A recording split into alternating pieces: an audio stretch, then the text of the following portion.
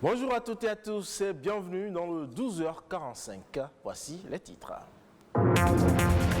Les fêtes continuent, moment idéal pour faire un zoom sur la gastronomie béninoise et son incroyable richesse. C'est à suivre dans quelques instants.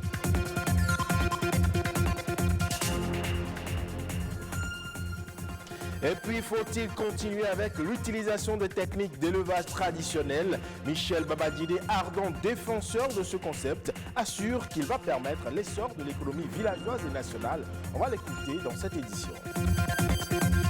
Enfin, une nouvelle forme de tontine se développe de plus en plus au Bénin. Elle consiste à épargner pour obtenir en fin d'année des produits alimentaires. La tontine alimentaire ou adobé, on en parle.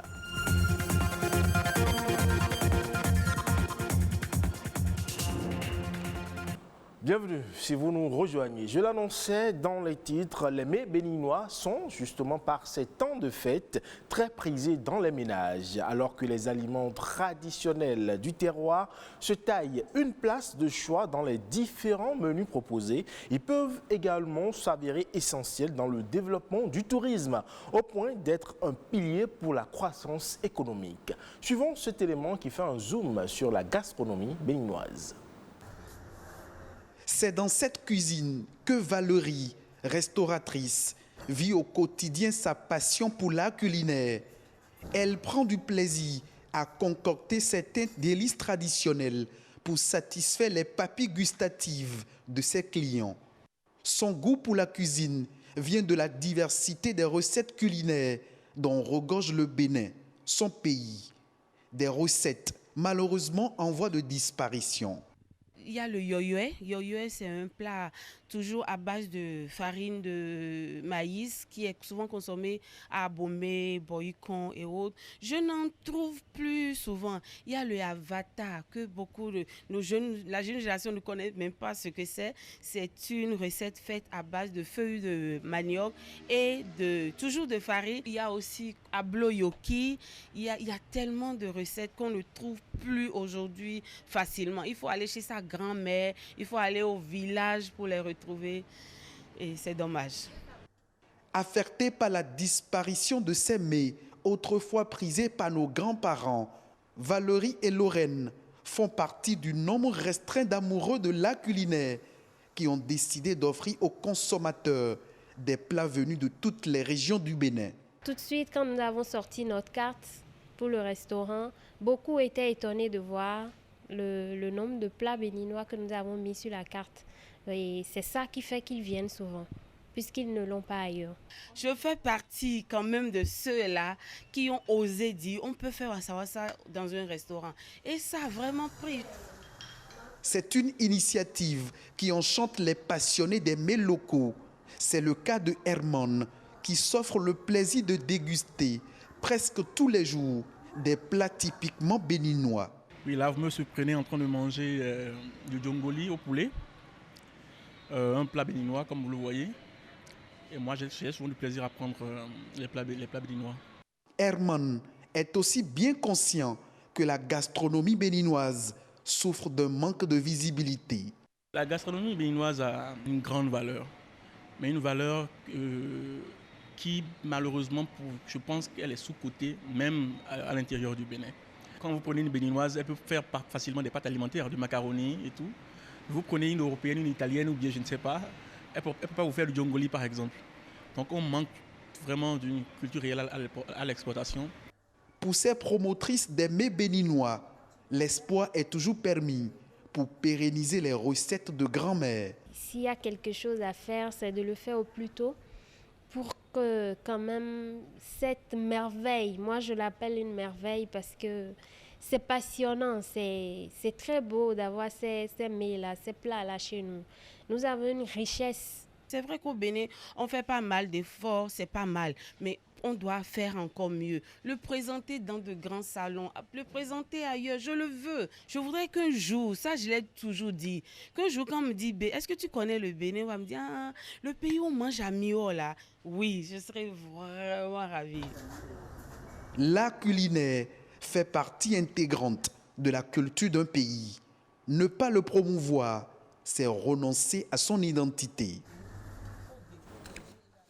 Et puis, connaissez-vous le adogbe? Eh bien, c'est l'une des formes de tontine qui connaît ces dernières années une expansion au Bénin. Les associations d'épargne et de crédit offrent la possibilité à toute personne d'épargner de l'argent jusqu'à la veille du Nouvel An et de se voir recevoir des produits alimentaires pour les fêtes de fin d'année. Mais les épargnants parviennent-ils véritablement à entrer en possession de leurs cotisations? Élément de réponse.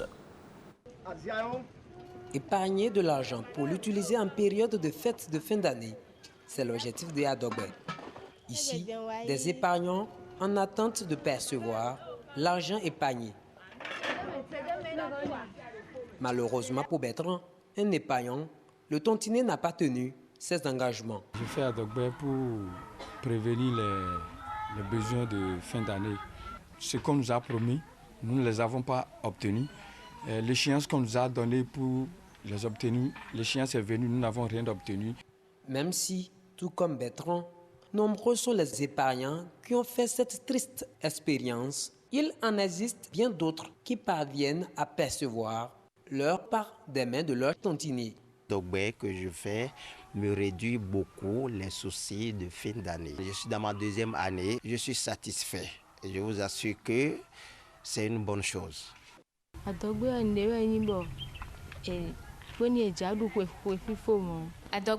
une cotisation qui nous aide pour les achats à l'approche des fêtes. On a moins de soucis et on dépense peu. Moi, j'ai souscrit à 2 types. À terme, j'ai reçu une somme d'argent et des vivres.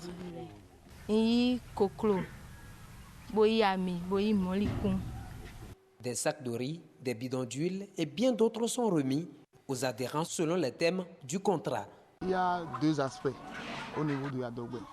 Soit vous prenez argent et vivre, soit vous prenez vivre seul. Nous commençons par 500 jusqu'à 2000 francs pour ce qui concerne argent et vivre. Et pour ce qui concerne les vivres simplement, ça commence par 300 jusqu'à 500 francs. À en croire les économistes, ce système d'épargne et de financement profite à tous ces acteurs. Le chef tontinier qui est peut-être un producteur, en même temps il trouve le financement de son activité au lieu d'aller emprunter dans une institution de microfinance ou bien à la banque. Il prend les cotisations et ça lui permet de faire son activité. Il finance son activité de cette manière.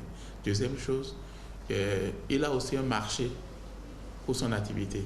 C'est comme s'il faisait ce qu'on appelle une vente à thème, dont le marché est garanti et en fin d'année, il distribue les produits. Donc il a un avantage. Néanmoins, l'activité se déroule dans un cadre illégal. Pas de loi qui encadre son exercice sur tout le territoire national. À cet effet, l'économiste prévient d'ailleurs les parties contractantes et note que plusieurs risques guettent les responsables de la tontine et même les épargnants. Depuis plus d'une trentaine d'années déjà, le secteur de l'élevage s'avère économiquement rentable et caractérisé par une forte demande des produits par les populations. Ainsi, pour satisfaire parfois les consommateurs, l'une des stratégies utilisées par les éleveurs est l'augmentation de la taille de leur cheptel et l'intensification de leurs produits. Mais alors, quels sont les impacts de l'élevage domestique sur l'économie et comment réussir aujourd'hui l'élevage traditionnel en milieu rural? Un médecin vétérinaire nous répond dans cet élément. Vous imaginez, nous avons 70% de population agricole. Et dans ces 70%, il y a au moins 95% qui sont analphabètes et qui ne peuvent gagner leur vie qu'avec la petite agriculture familiale. Cette agriculture familiale est basée sur nos élevages traditionnels. Et nos élevages traditionnels n'ont pas de normes, n'ont pas eu de normes depuis l'indépendance jusqu'à ce jour. Les universités n'ont enseigné que la modernité, l'industrialisation et la spécialisation. Or, ces paysans sont dans une polyculture et même jusqu'à maintenant, les approches filières ne les concernent pratiquement pas. Donc, ils sont dans le polyélevage. Et quand vous avez de nouvelles normes pour booster ces élevages traditionnels-là, il y a de quoi rêver, quoi. Il y a de quoi rêver. Je dis, Et une maison de paysans où on peut commercialiser 2000 volailles par an, 2000 lapins par an, 100 ovins caprins par an, une centaine de porcs par an, 400 pigeons par an, etc. Et je dis, si chaque paysan peut atteindre ce niveau-là, il y a de quoi atteindre l'autosuffisance alimentaire pour chacun, pour le Bénin, et exporter le surplus d'une bonne production vers les autres pays. Et parce que l'approche, elle est infaillible. Les techniques sont là, elles sont adaptées. N'importe quel paysan peut l'appliquer. Ils ont la disponibilité en temps, ils ont la disponibilité en espace. Ils ont encore la nature à leur profit, quoi. Donc, il n'y a rien à faire. On peut multiplier par 10, par 20 et le niveau actuel à partir de cette approche intégrée maison de paysans. À présent, je vous amène au Kenya à la découverte de l'amour. C'est le berceau de la culture swahili, vieille de 700 ans et inscrite depuis 20 ans au patrimoine culturel de l'UNESCO. Visite guidée. Posée sur une île, face à l'océan Indien, la vieille ville de Lamu n'en finit pas de rayonner depuis près de 700 ans. C'est la cité la plus ancienne et la mieux préservée du peuple swahili, construite autour du vieux fort. Cette famille kenyane part justement en balade dans le centre historique. On utilise les ânes à la fois pour les marchandises et pour les personnes. Ici, pas de voiture, mais 6000 ânes, presque autant que d'habitants. Le petit groupe s'arrête devant les portes, qui font aussi la renommée de Lamu. Ça, c'est l'une des plus anciennes maisons en pierre. Elle appartient à une vieille famille de Lamu. La porte est faite avec du bois d'acajou, un bois très dur. On a une culture très métissée. Les Arabes ont longtemps habité la ville, les Indiens aussi, les Somalis, les Européens, les Chinois. Chaque peuple qui est passé par Lamu a un peu laissé de son empreinte. C'est la première fois que j'emmène mes enfants ici, car je voulais qu'ils découvrent et voient une vieille ville comme celle-ci, comme elle est belle. On a besoin de savoir d'où on vient pour mieux avancer. Non loin de la vieille ville, Lamu offre aussi un autre visage, plus glamour. Depuis les années 60, l'archipel a vu débarquer jet-setters et têtes couronnées. Certains se sont même offerts de charmantes résidences sur ces rivages. De Mick Jagger, il y a quelques décennies, à la famille Obama plus récemment. Cet endroit est vraiment magique. Quand vous regardez tout autour, ça ressemble tellement à une carte postale. Ici, ce n'est pas Ibiza. Beaucoup plus paisible, en effet, et résolument tourné vers la mer, à l'image de ces chaloupes traditionnelles, toujours construites sur place. Les dos naviguent dans ces eaux depuis des siècles, pour la pêche, le transport de matières premières, et aussi désormais pour emmener des touristes en croisière au soleil couchant. Et c'est sur cet élément paradisiaque que prend fin ce 12h45, à retrouver sur le site de l'ORTB, www.ortb.bj. Portez-vous bien et à très bientôt pour le journal du soir.